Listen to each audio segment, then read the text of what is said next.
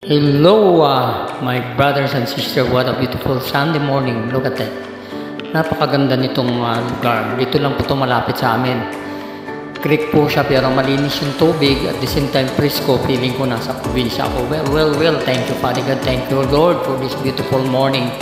Alam niyo po mga kaibigan, nais ko lamang kong bigyan ng pansin yung nabalita nung isang araw, just last Friday, tungkol sa pagkalinga natin sa ating mga parents pag matatanda na sila. Alam niyo po, kung tutuusin, din na natin kailangan pagtalunan yan mga kaibigan. Bilang mga Pilipino, we are very well known of being hospitable and very respectful to our parents, not only to our parents but to all elderly. So we really need to respect them, especially you children. Pinalaki kayo, naghirap ang mga magulang para mapalaki kayo, hinubog kayo sa tamang asal, pinag-aral, pinalaki, inalagaan. Sabi nga hanggat maaari ayaw padapuan ng lamok. Dahil ganun tayo kamahal ng ating mga magulang, kung gaano ganun din ang Panginoon sa atin, hindi po ba? Mahal na mahal tayo ng ating Panginoon. Ayaw niya tayo na mapasama, ayaw niya tayo na mapunta sa masama, ayaw niya tayo na gumawa ng hindi tama. Ngunit malaya tayong pumili kung anong daan ang gusto niyong daanan. Malubak na daan na pagdating sa dulo ay maganda, everlasting life, o maalon na daan o maayos na daan na pagdating naman sa dulo, kasamaan ang inyong daratnan. Kaya mga kaibigan, tungkol dito nga sa naging topic last Friday, hindi na kailangan pagdebatihan yan kasi ang magulang is magulang. Pinalaki tayo, inalagaan, naghirap sila para sa atin. Natural lamang na pagtanda nila, mahina na sila, wala na silang mga anak buhay, tulungan natin, damayan natin. At saka kung tutuusin, hindi naman kailangan ng mga material na bagay na matatanda na. Yung mga olds, hindi na nila kailangan yan. Alam niyo po ang kailangan ng mga matatanda: pag-ibig, pagmamahal, pagkalinga. Yung maalala mo sila, mayakap mo sila pag birthday nila, matawagan mo sila, makumusta mo, magpakita kayo, just to show out your respect and love to them. A million na happiness na ang kanilang nadarama niyan mga kaibigan.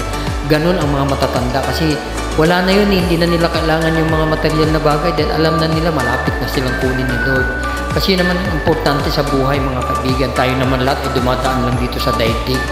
Hindi po pwede na porke gumanda na ang buhay mo, yumaman ka, gumanda ang estado mo sa buhay, nasa abroad ka, magaganda ang iyong mansion, malalaki, kalilimutan mo na ang kumalinga sa iyo nung maliit ka pa, kalilimutan mo na ang nagpalaki sa iyo. Hindi pwede yung ganun mga kaibigan.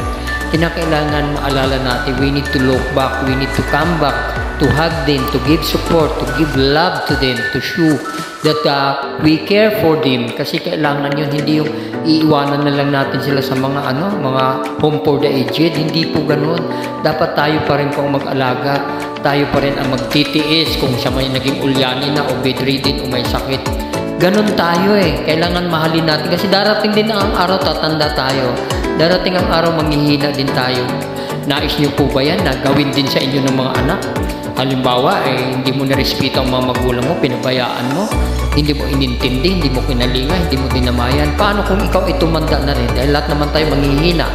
Lahat tayo tumatanda. Lahat ng mga bata, palakas ng palakas. Lahat ng matatanda, pahina ng pahina. Paano kung gawin din sa'yo? Magugustuhan mo po ba yan? Yun yung karma na sinasabi. Dahil ang buhay natin paikot-ikot lang. Parang gulong. Minsan nasa baba, minsan nasa ibabaw. Ikot-ikot. Kaya kailangan gumawa tayo ng tama. Mahalin natin ang ating mga magulang. Kalingain natin. Hanggat kaya natin, ibigay natin ang pangangailangan natin. Ang pangangailangan nila. Dahil sila kung tutusin, malapit na sila kunin ni Lord. Ilang buwan na lang sila, ilang taon, ilang araw, kukunin na sila. Kailan ka patatangis, kailan ka pahingi ng tawad kapag ka nakapaon na sila sa lupa, kapag ka nakremit na. Hindi na tayo maririnig yan mga kaibigan. Kaya dapat habang nabubuhay sila, nariyan pa sila, damayan natin, kalingain natin, tulungan natin. Hindi na kailangan pagdebatihan kasi as a Filipino, we are well known as a very hospitable and very respectful. Kahit na nasa bagong henerasyon tayo, huwag nating kalimutan ang ating tamang asal as a Filipino. Kasi importante yan sa buhay ng tao. Yan ay tinuro ng ating Panginoon, di ba? Nasa ating commandment. Love your parents, your mother and your father. Igalang nyo, irespeto nyo. So, Huwag natin tatalikuran mga kaibigan. Damayan natin anuman ang mangyari sa ating buhay, anumang estado ang ating marating.